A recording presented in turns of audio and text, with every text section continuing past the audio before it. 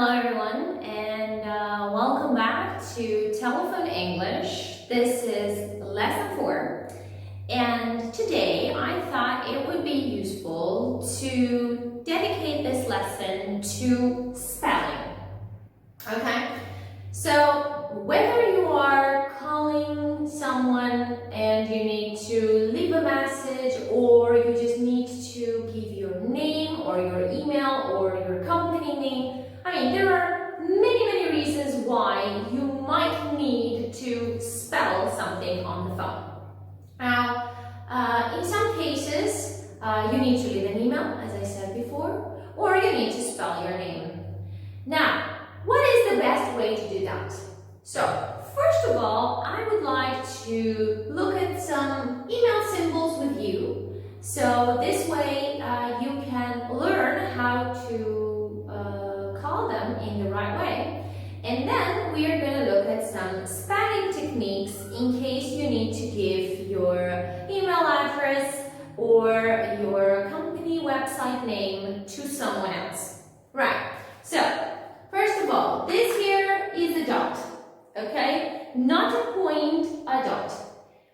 When we speak about emails, we use a dot, full stop. In case it's a number, for example, my company earns 1.5 million.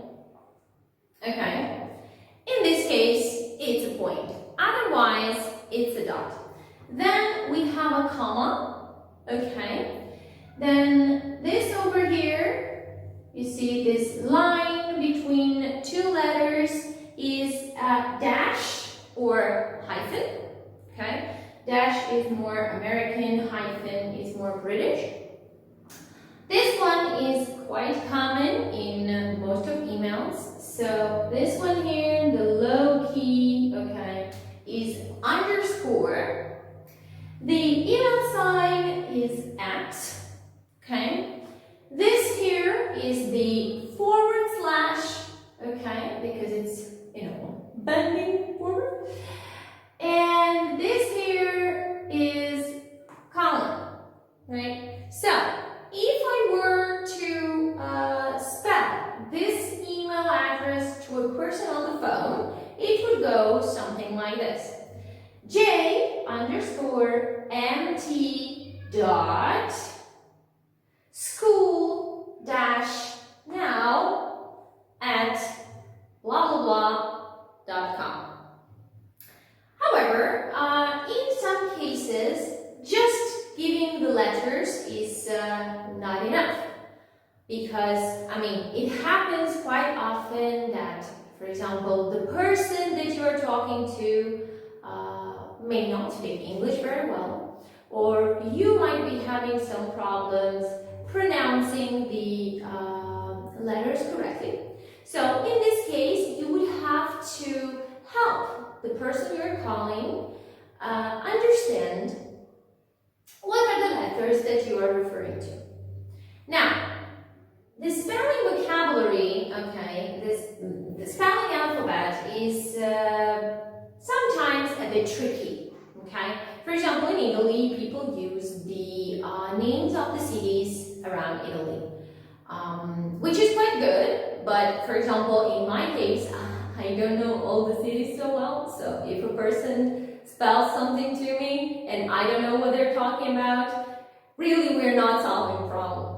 So my suggestion is decide what is the best way to spell for you, okay? For example, I sometimes suggest to my students to make the list themselves, so this way they can use the words that they feel more comfortable with. Okay, this could be, for example, the main capitals around the world, like A for Amsterdam, B for Berlin, C for Chicago, okay? Something that you know the other person will probably know about, okay, or will have heard of, okay?